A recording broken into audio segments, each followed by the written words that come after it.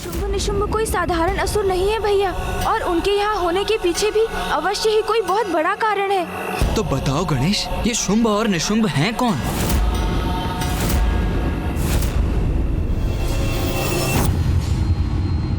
कौन है ये असुर भ्राता शुंभ और निशुंभ? कहां से आए हैं ये? आज से पूर्व यहाँ उपस्थित किसी ने ना इनका नाम सुना और ना ही देखा। फिर भी इनकी शक्ति के समक्ष कोई क्यों नहीं टिक सका? अपने नवीन महानायक को लेकर इन्हीं प्रश्नों के उत्तर ज्ञात करना चाहते हो ना तुम सभी? हाँ, हमें ज्ञात तो होना चाहिए। कौन है ये? कहां से आए हैं ये दोनों? यहाँ कोई इनसे परिचित नहीं है क्योंकि शुंभ और निशुंभ दीर्घ काल से तपस्या में लीन थे। घोर तपस्या कर अपनी शक्ति में वृद्धि करना चाहते थे, जिससे अत्यंत शक्तिशाली बनकर अपने असुरों का उत्थान कर सके।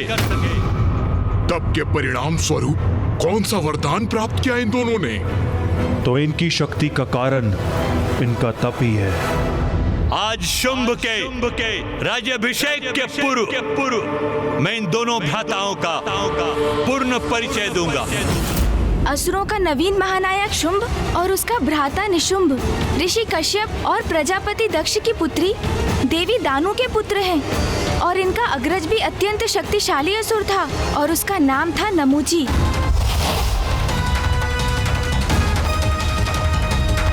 इसलिए देवता, गंधर्व, यक्ष, नाग आदि कोई भी युद्ध में उसके समक्ष नहीं टिक पाते थे, जबकि इंद्रदेव और नमूची एक ही पिता ऋषि कश्यप की संतान थे। इनके अग्रज नमूची में इतनी शक्ति थी कि देवराज इंद्र भी उनका सामना करने में अक्षम थे।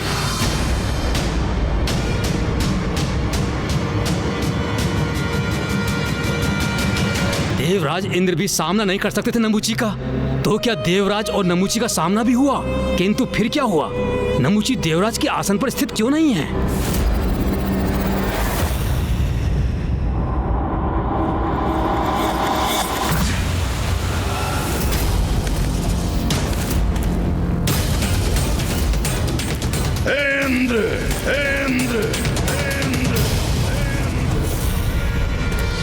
यहाँ तो कोई नहीं, फिर ये किसका स्वर है? कौन है ये जो मेरे ही लोक में, मेरे ही भवन में मुझे इस प्रकार पुकारने की धृष्टता कर रहा है? कदाचित ये मेरा भ्रम है, कोई भी तो नहीं है यहाँ। देवराज इंद्र! कौन हो तुम? और इस प्रकार मुझे छिपकर पुकारने का क्या प्रयोजन है? यदि साहस है तो मेरे समक्ष आओ। तुम्हारा भ्राता हूं मैं, देवराज इंद्र। मेरा भ्राता?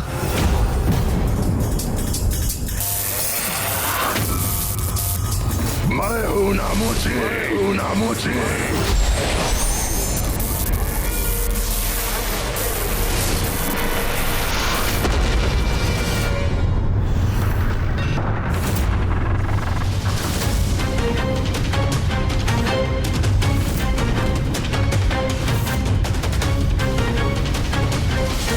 कहां हो तुम? नमूची!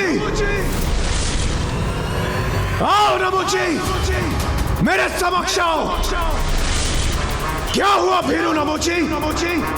यदि साहस है तो मेरे समक्ष प्रस्तुत होकर मेरा सामना करो। देवराज इंद्र का सामना करो। मैं इन मेघों में कहीं भी हो सकता हूं देवराज।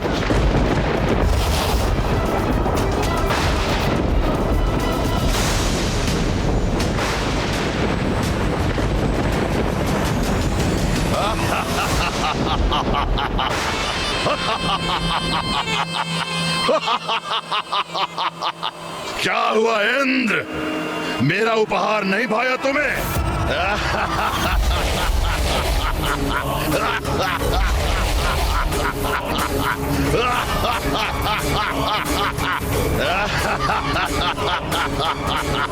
तुम्हारा इतना दुस्साहस मेरे ही लोक में आकर तुम मुझ पर प्रहार कर रहे हो दुष्ट। सौतेले भ्राता हो तुम मेरे, किंतु शत्रु भी हो तुम इंद्र।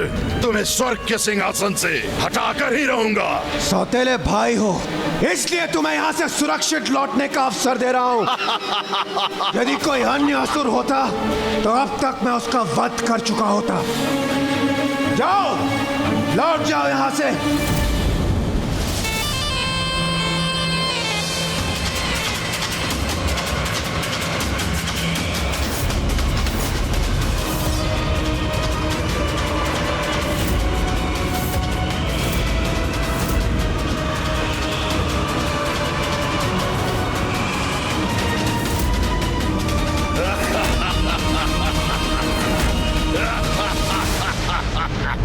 यहाँ से जाने के लिए नहीं, इस स्वर्ग पे अपना अधिकार स्थापित करने आया हूँ मैं, क्योंकि स्वर्ग पर असुरों का ही आधिपत्य होना चाहिए। मूर्ख हो तुम, जो तुमने मेरी चेतावनी नहीं सुनी। तो लो, अब मेरे प्रहार का सामना करो।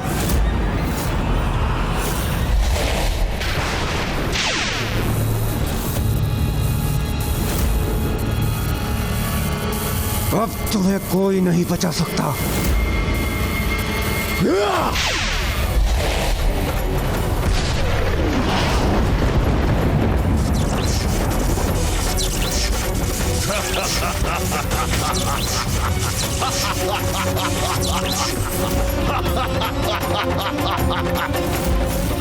अरे थोड़ा तीव्र प्रहार करो इंद्र, युद्ध कर रहे हो मुझसे, परिहास नहीं।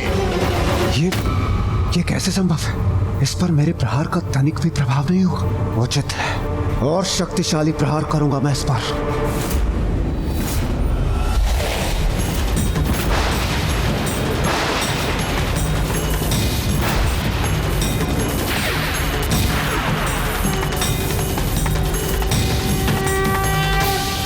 अब कोई तुम्हारी रक्षा नहीं कर सकता नमुची, कोई भी नहीं।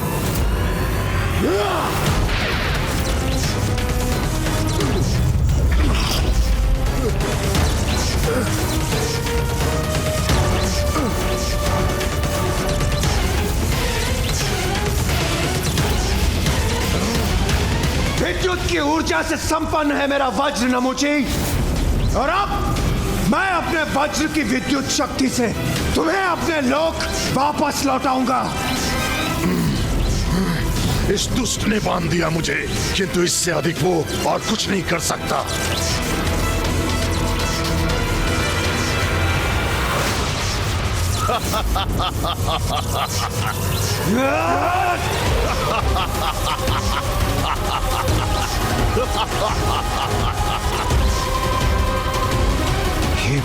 ये तो अब भी अपने स्थान पर अडिग है। इंद्र, और शक्ति लगाओ भ्राता। तुम्हारी संपूर्ण शक्ति का असफल प्रयोग देखकर बहुत आनंद आएगा मुझे। मेरे आनंद का कारण बनो। देवराज अवश्य हो, ये तो मूर्ख हो तुम। ज्ञात नहीं तुम्हें कि तुम मेरा वध कदापि नहीं कर सकते इंद्र, क्योंकि मैं वरदान प्राप्त कर संसार के समस्त अस्त्र और शस्त्र से सुरक्षित हूँ। कोई भी अस्त्र और शस्त्र मेरा वध नहीं कर सकता। यदि ऐसा है तो मेरे समस्त प्रहार इस पर व्यर्थ है। किंतु मैं तुम्हें अवश्य हानि पहुंचा सकता हूँ इंद्र।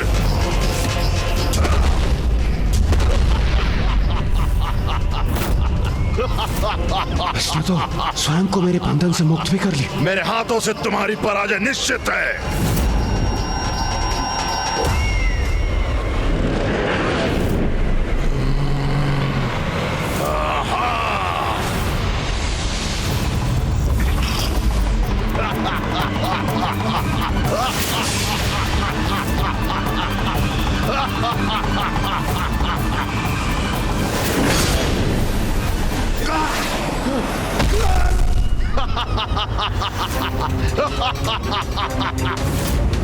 अपने भ्राता से कुछ सीखो इंद्र। शत्रु पे प्रहार ऐसे किया जाता है।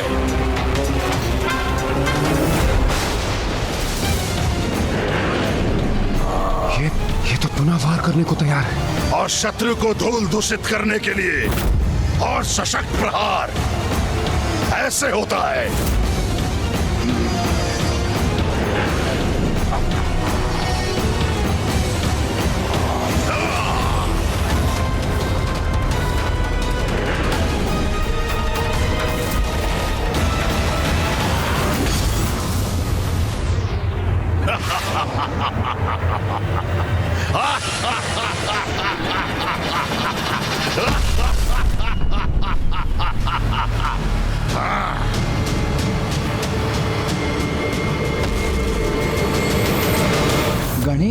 क्या देवराज इंद्र परास्त हो गए? नहीं भैया, तो फिर नमूची से देवराज ने अपनी रक्षा कैसे की? स्वयं के विवेक और संयम की शक्ति का प्रयोग कर भैया।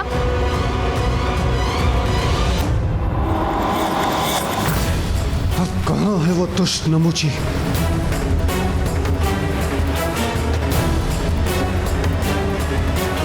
सागर के जल का ये फेन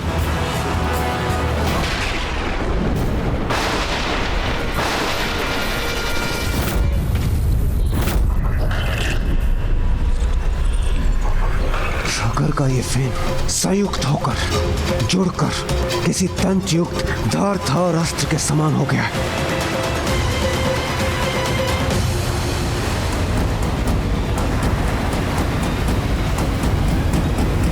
क्योंकि मैं वरदान प्राप्त कर संसार के समस्त अस्त्र और शस्त्र से सुरक्षित हूँ, कोई भी अस्त्र और शस्त्र मेरा वध नहीं कर सकता।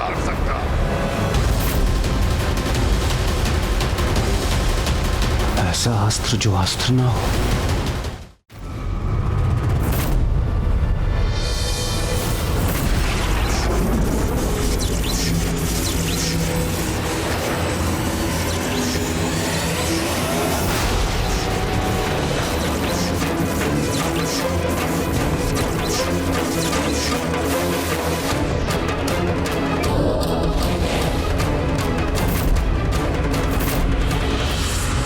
तो यहाँ छुपे बैठे हो तुम, यहाँ पराजित करो अथवा वहां, बात तो एक ही है इंद्र, क्योंकि पराजित तो मैं तुम्हें अवश्य करूंगा।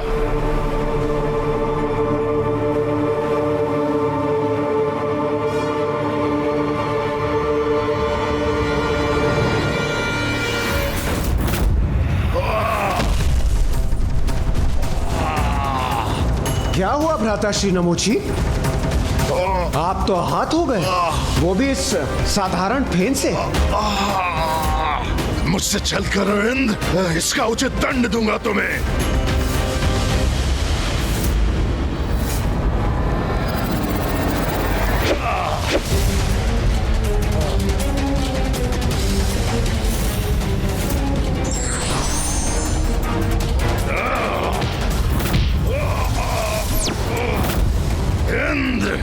मेरा सामना नहीं कर सकोगे तुम।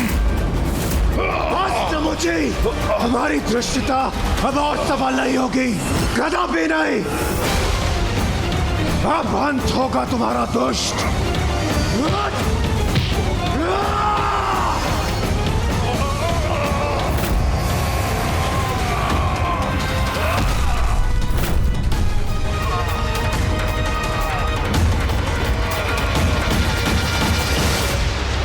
दुष्ट नमूची, सागर के जल से उत्पन्न ये फेन ना अस्त्र है और ना ही कोई शस्त्र, किंतु तुम्हारे अंत का उपाय अवश्य है।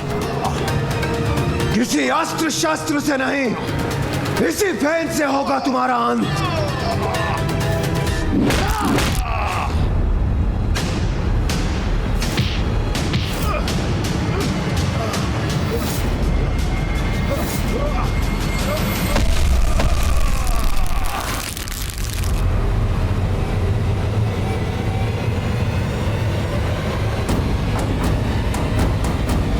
बुराई का अंत सदैव बुरा ही होता है।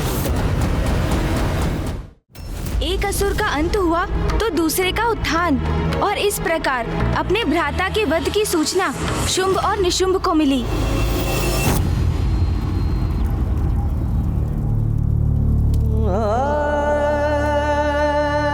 मेरे अग्रज,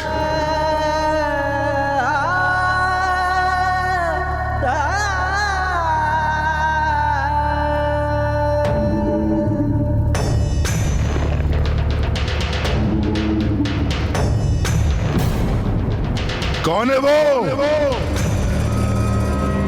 जिसने मेरे अग्रज नमूची को मृत्यु के मुख पहुंचाया?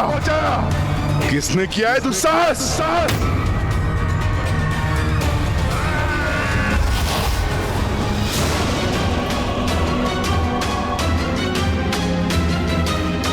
सुना नहीं तुमने? क्या पूछे भ्राता शुंभ? शीघ्र बताओ, किसने वध किया हमारे भ्राता का? बोलो, बोलो।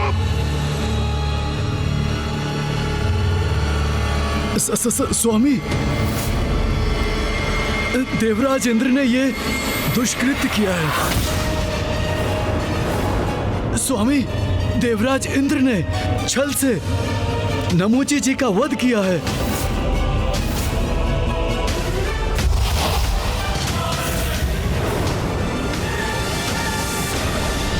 आज अभी मैं शुंभ व निशुंभ प्रतिज्ञा लेते हैं, हम दोनों भ्राता देवराज इंद्र से अपने अग्रज नमूची की मृत्यु का प्रतिशोध अवश्य लेंगे। और उसी दिवस नमूची के अंतिम संस्कार के पश्चात शुंभ और निशुंभ ने घोर तप के लिए प्रस्थान किया। ओम ब्रह्मदेवाय नमः। ओम ब्रह्मदेवाय नमः। ओम ब्रह्मदेवाय नमः। ओम ब्रह्मदेवाय नमः। ओम ब्रह्मदेवाय नमः। ओम ब्रह्मदेवाय नमः। ओम ब्रह्मदेवाय नमः। ओम ब्रह्मदेवाय नमः। ओम ब्रह्मदेवाय नमः। ओम ब्रह्मदेवाय नमः। शुंभ निशुंभ निरंतर कठोर तप कर रहे थे और उनके तप का प्रताप शुंभ निशुंभ को ही निमग्न करने लगा। ये देखकर फूफा जी ब्रह्मदेव चिंता में आ गए।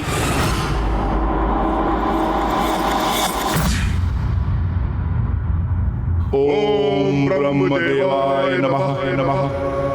स्वामी, आप शुंभ निशुंभ को वरदान देकर अपनी चिंता दूर क्यों नहीं कर लेते? ओम ब्रह्मदेवाय नमः। ओम ब्रह्मदेवाय नमः। ओम ब्रह्मदेवाय नमः। आप इतने विचारमग्न क्यों हैं स्वामी? ये दोनों कई वर्षों से आपके प्रति भक्तिभाव धारण कर आपकी इतनी कठोर तपस्या कर रहे हैं कि इनके तप से उत्पन्न तेज ही अब इन्हें प्रभावित करने लगा है। देवी, शुंभ निशुंभ ये तप किसी बड़े वरदान की प्राप्ति के लिए कर रहे हैं। जैसे ही उन्हें यह वरदान प्राप्त होगा, वो देवताओं के लिए कोई बड़ा महासंकट उत्पन्न करेंगे। क्योंकि देवी, असुरों को दिए वरदान का परिणाम देवताओं के लिए विपत्ति लेकर आता है। ये ज्ञात होते हुए भी मैं इन दोनों को वरदान देने के लिए विवश हूं, क्योंकि तप के फलस्वरूप वरदान देना मेरा धर्म है और इस धर्म से पीछे मैं नहीं हट सकता। कैसी दुविधा है ये? स्वामी का वरदान कदाचित देवताओं की विपत्ति का रूप धारण करेगा, किंतु वो शुंभ निशुंभ की कठोर तपस्या, उनकी पुकार का कोई प्रत्युत्तर ना दें तो भी तो ये देव धर्म की मर्यादा का उल्लंघन होगा। क्या करें? किसी न किसी निष्कर्ष पर तो आना ही पड़ेगा। ओम ब्रह्मदेवाय नमः। ओम ब्रह्मदेवाय नमः। ओम ब्रह्मदेवाय नमः।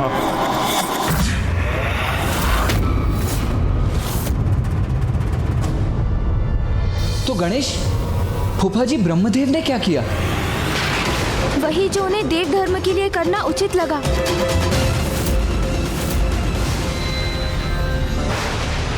ओम ब्रह्मदेवाय नमः। ओम ब्रह्मदेवाय नमः। ओम ब्रह्मदेवाय नमः। ओम ब्रह्मदेवाय नमः।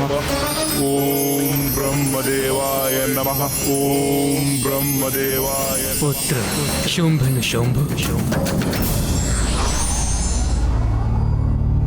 मैं तुम्हारी तपस्या से प्रसन्न हुआ। कहो, क्या वरदान चाहते हो? प्रणाम ब्रह्मदेव, हमें अमरत्व प्रदान कीजिए। अमरत्व का वरदान तो मैं तुम्हें नहीं दे सकता। इसके अतिरिक्त जो चाहे मांग लो। तो आप मुझे ये वरदान दीजिए ब्रह्मदेव कि मेरा अंत मात्र नारी शक्ति से हो, स्त्री के अतिरिक्त कोई मेरा अंत ना कर सके।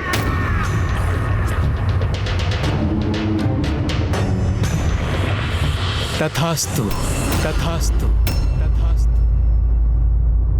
और मुझे ये वरदान दीजिए ब्रह्मदेव कि मेरा वध भी नारी शक्ति से ही हो, और वो नारी जो मेरे ही शरीर से उत्पन्न हो, अर्थात पुरुष के शरीर से जिस नारी का आविर्भाव हो वही मेरे अंत का कारण बने। वरदान दीजिए ब्रह्मदेव, यही वरदान दीजिए। तथास्तु तथास्तु तथास्तु।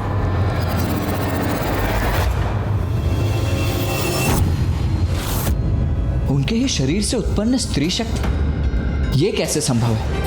यही तो विशेष बात है भैया कि अब चालाकी से प्राप्त किया हुआ ये वरदान ही उनके अंत का कारण बनेगा।